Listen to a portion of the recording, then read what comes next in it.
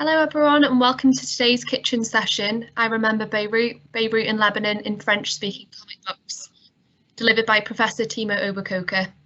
My name is Vicky and I'm a HE advisor here at the University of Chester, and I'm here along with Gavin and Katie, who are both helping behind the scenes today. I'll start by just reassuring you that your video and audio are not shared at all during the course of this session. In terms of how today will work, I'll shortly be handing you over to Timo. And during the presentation, you'll be able to ask questions in the chat function on the right-hand side of the screen. You can ask questions anonymously if you wish. You just need to tick the box to say you wish to be anonymous. You can also like questions that people have asked and answer any questions that Timo may ask by responding in the chat function. Gavin will ask questions at the end of the session as well. So I think that's everything. Over to you, Timo. Hello, good afternoon. I'm Timo Obergőker. I am Professor of French Studies here at the University of Chester, and as such, obviously, I am passionate about all things related to France, but also to the broader French-speaking world. And today, I would like to give you an overview of something which might be a bit off the beaten track, something new and exciting about my research. And by doing so, I would also like to stress one thing which I think is really important in the French team here at the University of Chester, and that is that French is not only a language spoken in Europe, but that French, as a matter of fact, is a global language which is spoken on almost all continents. So I would like to talk about Beirut, Lebanon, in French-speaking comic books. And you might ask yourselves the question, why? What's the link between Lebanon? I'm going to show you, by the way, on a map where it is, this country somewhere between Syria, Israel, and the Mediterranean, and French. So there has been a link since France and Lebanon since the Middle Ages, really. And this link between those two countries became more intense in the 19th century when French Catholic missionaries founded schools in Lebanon, a lot of schools, and even nowadays 25% of all Lebanese pupils are schooled in French-speaking schools founded in the 19th century by those French missionaries.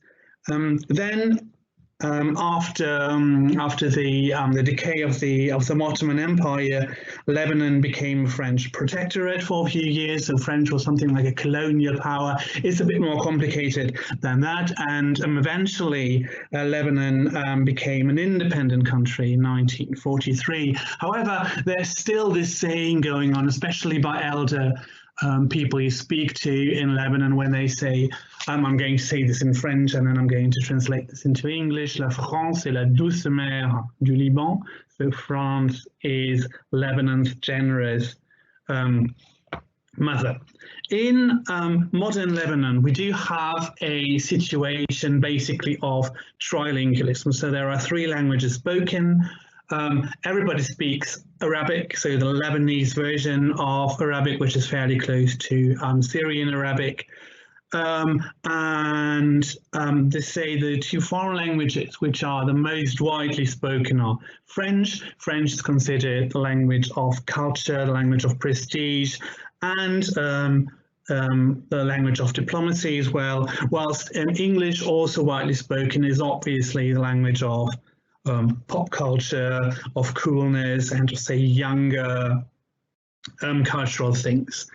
As you know, if you watch the news a little bit, the country, which is a beautiful country, by the way, it's this really country I do carry in my heart, is at the minute haunted by a religious and indeed political crisis. So the country is going through a bit of a rough time at the minute. You know, this explosion which happened in the harbour of Beirut this summer in August is really the symptom of something very problematic going on. And the country has been through a terrible crisis beforehand, and that is the civil war, where the country was destroyed to an extent which is difficult to describe. A civil war which lasted 15 years, so between 1975 and 1990. The civil war, also something awfully complicated, is due to the fact that in a country which is smaller than Wales, right, we do have roughly 16 religions coexisting. So we have Christians, but also a big Muslim population, and the crisis between those two big religious groups has led to this dreadful civil war in 1975, which ended in 1990. I would like to focus really today on one Lebanese graphic artist. Her name is Zeina Avirached, and she was born in the middle of the civil war in 1981. This relentless civil war, and as a matter of fact, during the civil war, the capital of Lebanon, Beirut, was cut into two halves. Those of you who are familiar with Belfast, for instance, the phenomenon is similar. So to protect the civilians from the violence of the other group, the city was divided into two halves, and the line between those two parts of the city was called the Green Line, or in French, la ligne de démarcation. And this graphic artist, Zeina Avirached, grew up on a house which was exactly on one side of the Green Line. And as you can imagine, this is like really creating, for a child growing up under those conditions, a very interesting perception of space. She dedicated one of her first albums to the house in which she grew up in. So that is 38 Rue Yusef Cemani, or 38 Rue Yusef Cemani, and she did this wonderful, wonderful album on this house, which she grew up in, which dedicates actually one of those like boxes to one of the members of the household, to one of the people she lives with, and it's very funny. It's very quaint. It's very sweet. She describes in great detail who lives in this house and how funny and quirky they often are.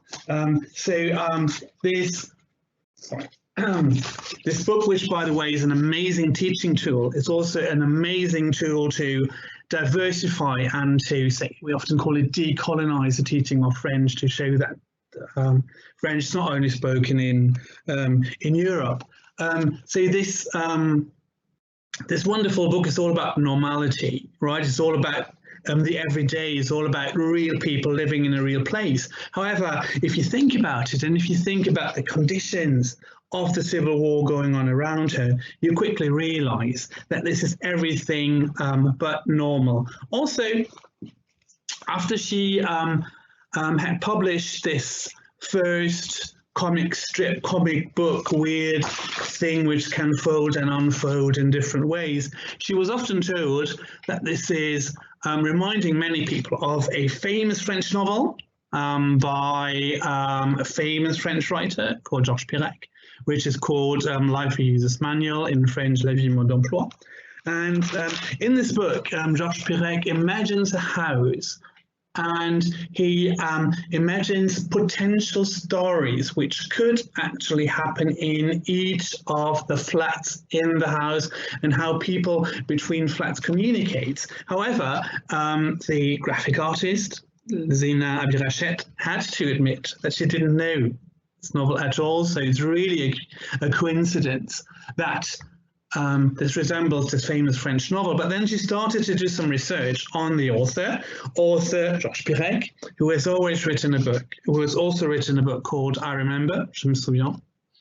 And this book, I Remember, is all about little everyday memories. So every sentence starts with I remember, and then he remembers little tiny things from his everyday life. So what the graphic artist, after having done the research on the author, then does is she does a book, which is also called I Remember, Je me souviens, and which is not only a book with text, but which is a book with drawings in which she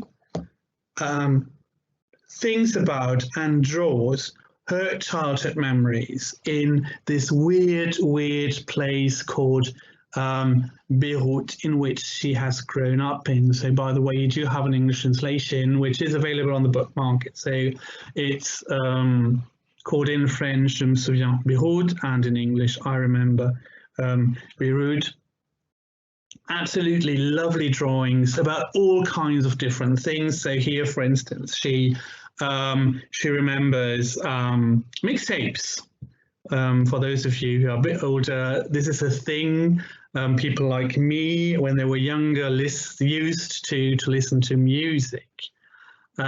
So we could record music and you could listen to music with this thing. So something which has disappeared more or less from our everyday lives, but she kind of remembers this as an important element of her childhood. So Je me souviens is all about remembering the everyday, but it's also remembering, in a fairly quirky way, more unpleasant events related to the Civil War and related to her childhood. Things, I think, which become a bit more light-hearted and which maybe can be expressed easier through drawings rather than through the words. So this is an absolutely lovely book around those micro memories, micro souvenirs, in which she relates her childhood in a country in war. But she always stresses, right, there was the war, but there was also the everyday normal things which created also a normal childhood under not normal conditions. If you grow up on the Green Line, see, in a city which is far from being normal and which is not at all developing under normal conditions, this creates a particular perception of space, and this creates a particular perception of territory.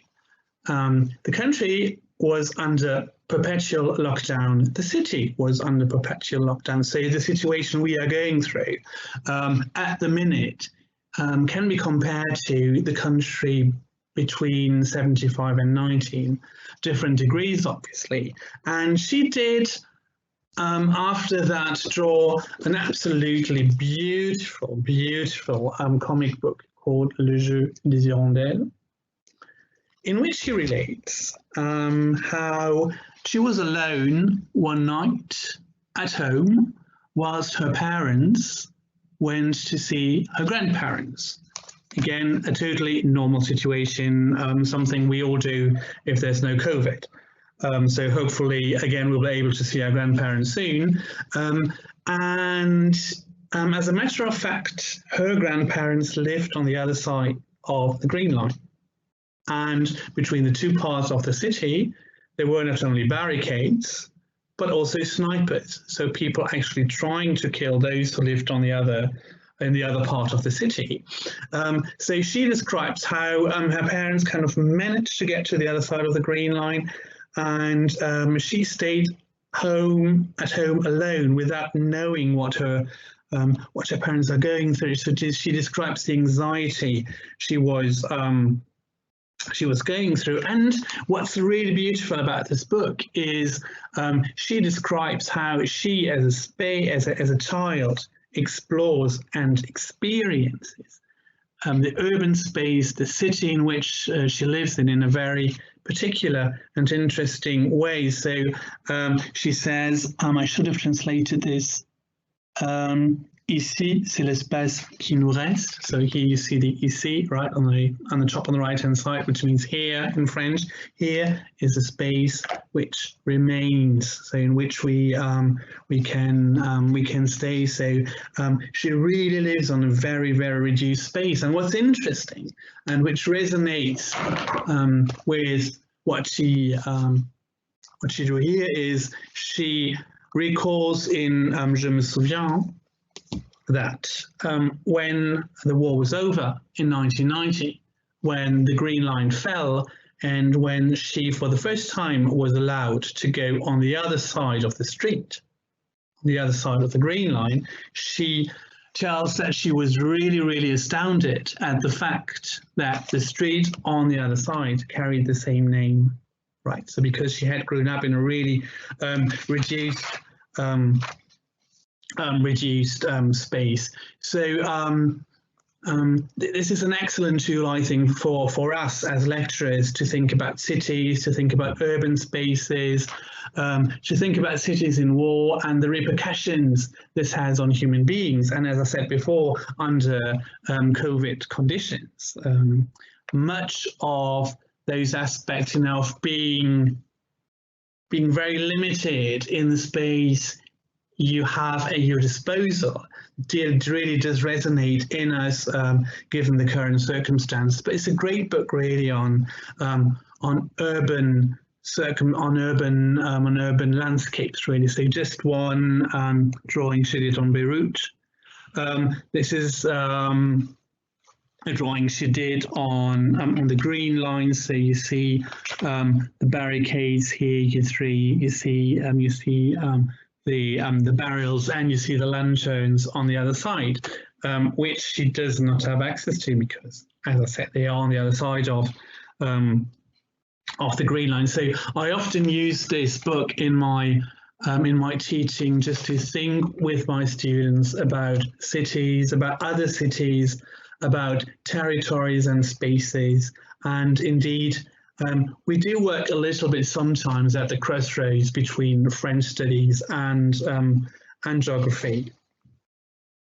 The last very short extract I would like to show is from a latest book called Le Piano Oriental, the Oriental Piano, where she tells about an uncle, and the uncle is a piano player.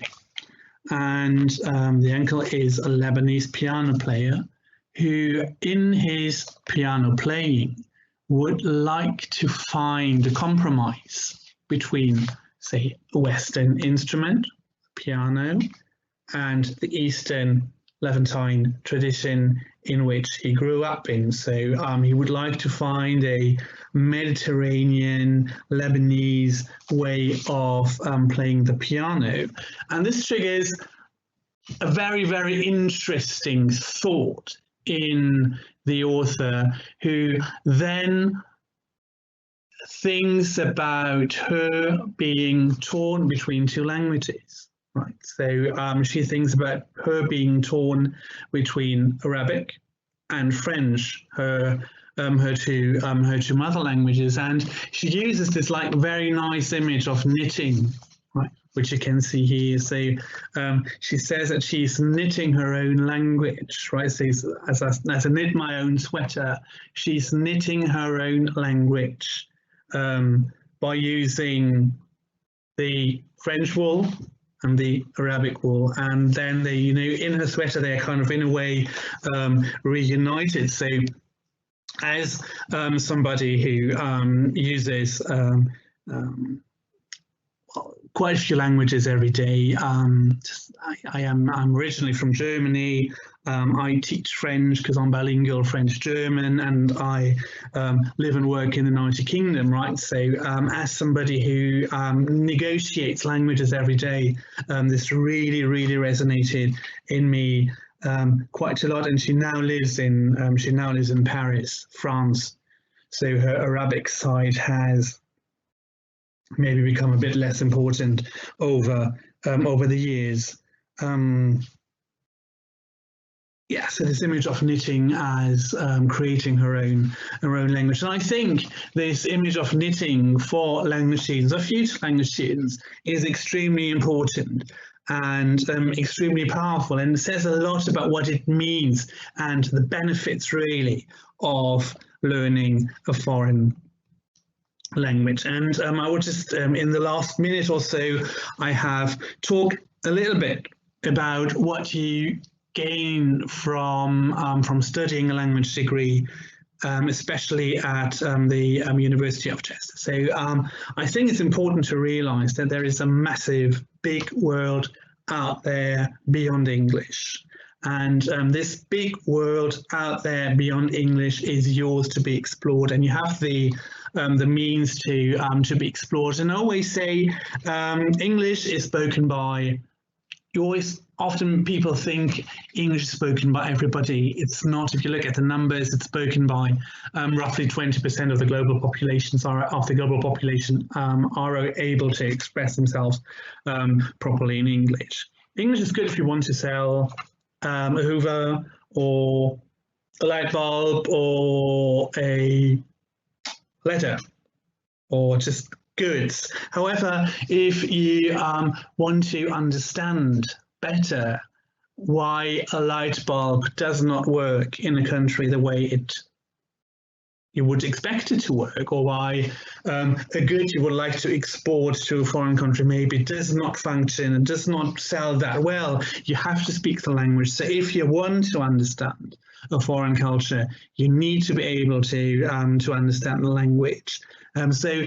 Yes, negotiating on an everyday basis, speaking on an everyday basis, asking for your way is certainly possible in English, but everything which goes a bit further, where you need to dig a little bit deeper, is requiring language skills, which we can provide you with. So if you study French at a university / our university, you will get the language skills, but you will also get the cultural skills. So via the language, you will get a better understanding for why other cultures function differently, why they work differently, because obviously the language is something which has a massive influence on the mindset.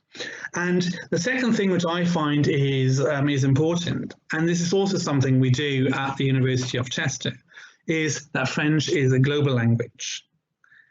French speakers in France are, as a matter of fact, the minority of all French speakers. So there are estimations that nowadays roughly 300 million people speak French on a daily basis in the world, 66 or 67 million of whom live in France. So you see that the majority of those who speak French every day now live in other countries, and often in unexpected countries like Congo, in Africa,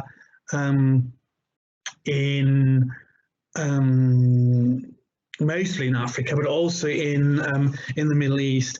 And the last thing, it might sound a bit cheesy, but this is certainly an experience which I had made in my life, is that speaking a foreign language, and maybe speaking French or Spanish, opens hearts, right?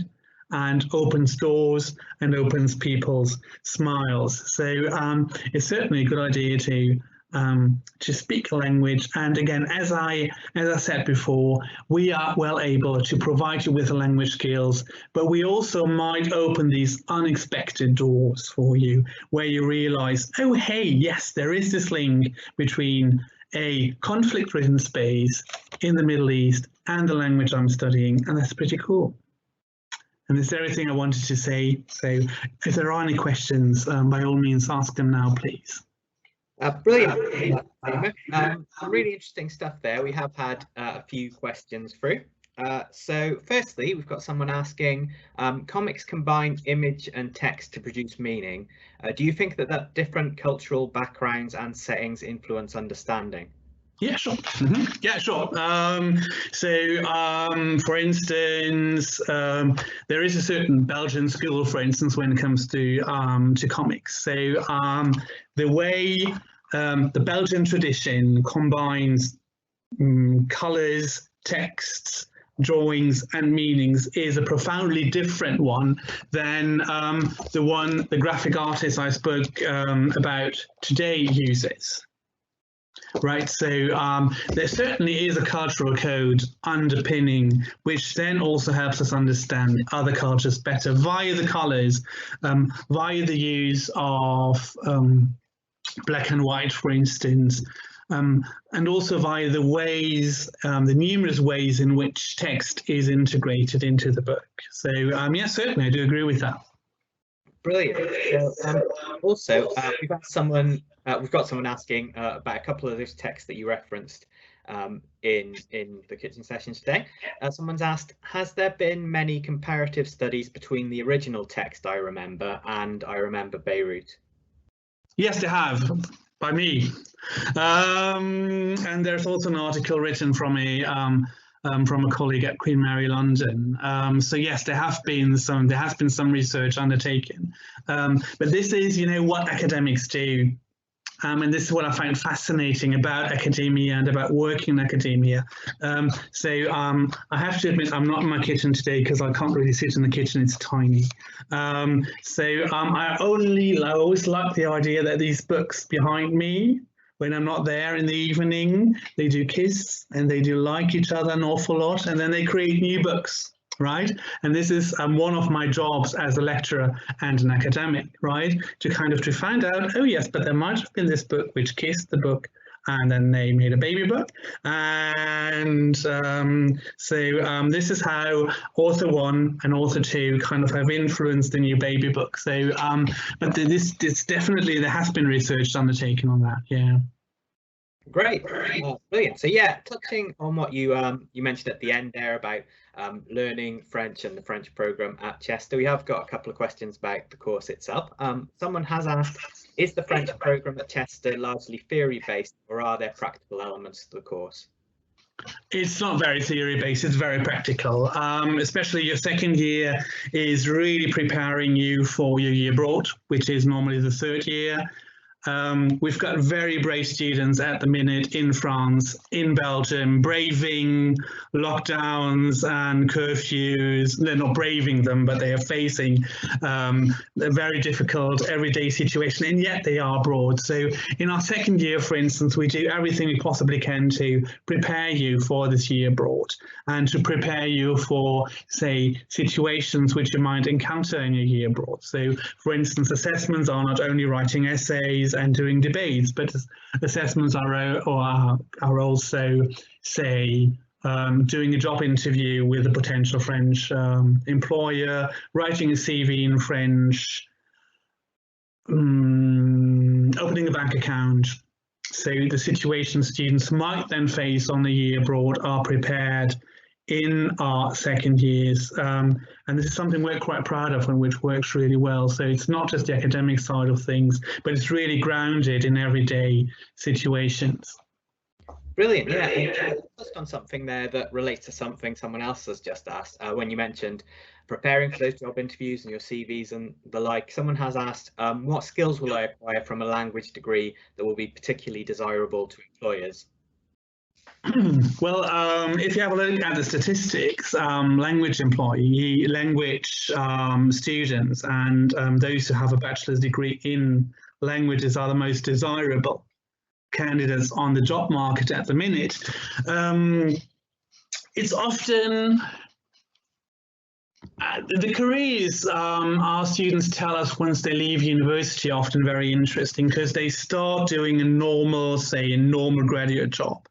And then all of a sudden, their employer realizes that they do speak a language, they have a degree in a language. So they send them, for instance, to a fair abroad. Or all of a sudden they have to face a phone call to a customer from France or from Spain, and this is when their bosses realize that they have this language skills, and leading from there, they build up their career differently, and they kind of send abroad, and the company they work for becomes more international. This is why people who do have a degree in language are actually fairly desirable on the job market, and French definitely is one of the most important languages even after Brexit, because, well, 12% of I think 12% of all British exportations go to France. Brilliant. I think we just got one last question. This was actually posted in French, so I'm relying on Google Translate a bit here, I'm afraid. But someone's asked, have you ever been to Lebanon yourself? Je peux répondre en français, je vais répondre en anglais, so I'm going to respond in French, and so then I'm going to translate in English. Oui, je suis allé au Liban plusieurs fois. C'est un pays vraiment que je porte dans mon cœur, énormément. J'étais professeur invité à l'université Saint-Joseph, donc une université francophone catholique à Beirut, et c'était une expérience vraiment qui a changé ma vie. So I just said that I have been to Lebanon. I was invited professor at a French-speaking Catholic university in Beirut, and this was an experience which really changed my life and my view on the world, and also my view on myself as a speaker of French. Brilliant. So yeah, I think that's all the questions we've got for today. Thanks again, Timo. That's some really interesting. Thank you for organising this. And I'll just hand back to Vicky now, who will close out today's session. Brilliant. Thank you for that both. That rounds things up for today's session. So we hope you've really enjoyed that, and we are going to run lots more kitchen sessions as well. So the same way you booked onto this, you can pop back on there and have a look at the schedule. We've added some more sessions for you, and that's everything. So I hope you have a lovely evening.